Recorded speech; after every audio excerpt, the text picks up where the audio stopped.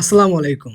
Calling ভিসায় Malaysia বরাবরের মতো আমি আছি আর হৃদয়। তো আজকের ভিডিওর টাইটেল এবং থাম্বনেলে আমি যেটা বলবো সেটা হচ্ছে যে নতুন করে আবারও মালয়েশিয়ার কলিং ভিসা নিয়ে সুখবর দিলেন পররাষ্ট্রমন্ত্রী। তাহলে কবে খুলতে যাচ্ছে মালয়েশিয়ার কলিং ভিসা? তো প্রথমত আমি আলোচনা করি মালয়েশিয়ার মানে কলিং ভিসা নিয়ে। বাংলাদেশের পররাষ্ট্রমন্ত্রী উনি কি বলছেন এই বিষয়ে। সম্প্রতি সময়ে বাংলাদেশের পররাষ্ট্রমন্ত্রী উপদেষ্টা অনেক সংবাদ মাধ্যমে পররাষ্ট্রমন্ত্রী হিসাবে উল্লেখ করা হয়েছে যে খলিলুর রহমান বর্তমানে যিনি আছেন জানিয়েছেন মালয়েশিয়া বাংলাদেশের কর্মী নিয়োগ পুনরায় শুরু করার ব্যাপারে ইতিবাচক আশ্বাস দিয়েছেন। তবে গুরুত্বপূর্ণ বিষয় ভাই, আমি আপনাদের আগেই বলি এটি ইতিবাচক আশ্বাস, চূড়ান্ত ঘোষণা এখনও মালয়েশিয়া থেকে বলা হয় নাই।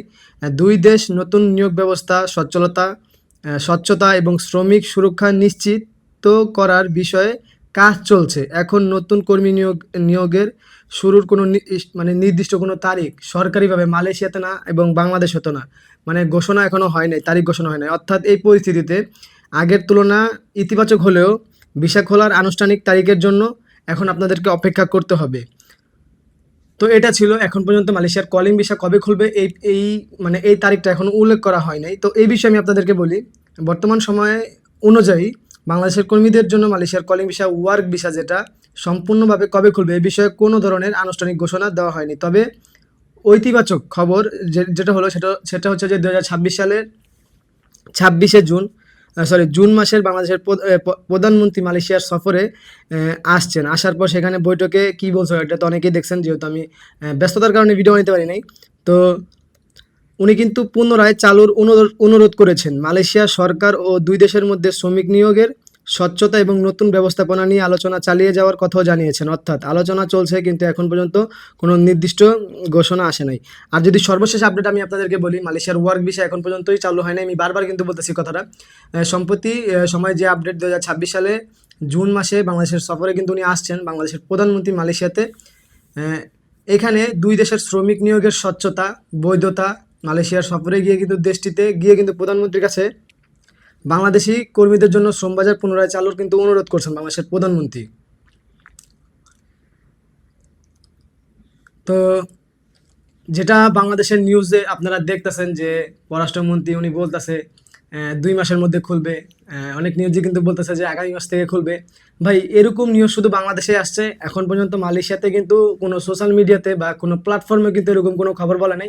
বাংলাদেশের RTV, সময় নিউজ, NTV এবং নানান সংবাদে এখন কিন্তু একটাই বর্তমানে ট্রেন্ডিংয়ে চলতেছে নিউজ, সেটা হচ্ছে যে 2 মাস পর 1 মাস পর ভিসা ওপেনিং হবে।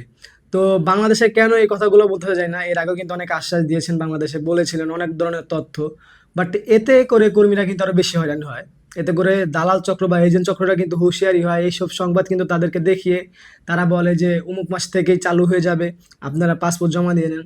তো আপনাদের যারা আমার অডিয়েন্স আছেন তাদের উদ্দেশ্যে একটা কথা বলবো যে হয়তো ভালো লাগতে না পারে, বাট আমি কিন্তু আপনাদের হেল্প করার জন্য ভিডিও তৈরি করি।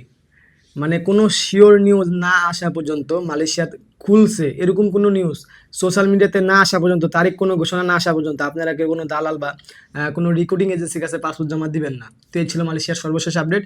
নিউজ পেয়েছিলাম বাংলাদেশের কিছু মিডিয়া থেকে যে মালয়েশিয়ার ভিসা ওপেনিং হবে 2 মাস পর, চালু হবে, 2 মাস পর থেকে ওপেনিং হওয়ার একটা সম্ভাবনা আছে। বাট ভাই, নির্দিষ্ট কোনো তারিখ নেই। আরেকটা বিষয়, মালয়েশিয়াতে কিন্তু হয়তো এই বছরের শেষে বা হতে পারে আগামী 3-4 মাস পর, হতে পারে বা আগামী বছর নির্বাচন হতে পারে। তো নির্বাচনের পর কিন্তু মালয়েশিয়ার কলিং ভিসা খোলার সম্ভাবনা হতে পারে। তো আমার মনে হয় না যে 2026 সালে মালয়েশিয়ার কলিং ভিসা খুলবে। আপনারা যদি কলিং ভিসার আরও কিছু ডিটেল জানতে চান, আগামী বছরগুলোতে কিভাবে গ্যাপ ছিল, তারপরে কিভাবে খুলেছিল, যদি কিছু যদি এত কিছুর বিস্তারিত জানতে চান অবশ্যই কমেন্টে বলবেন।